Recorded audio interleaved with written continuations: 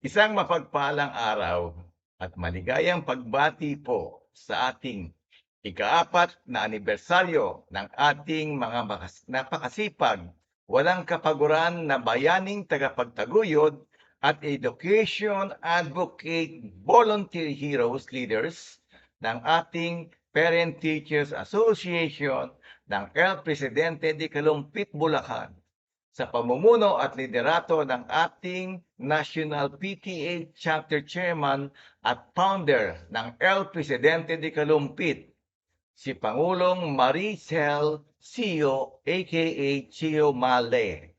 At sa kanyang mga kasamahan, Vice at co-founder Lani de la Cruz, Secretary Nelsie Paina, Treasurer Celeste Pajardo, at Lucy Bauto, Dory Esguerra, Josie Clemente, Teresita de Guzman.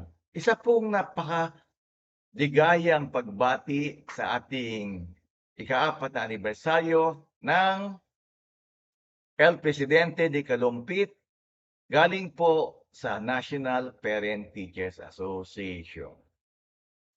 Magandang umaga po at maraming salamat.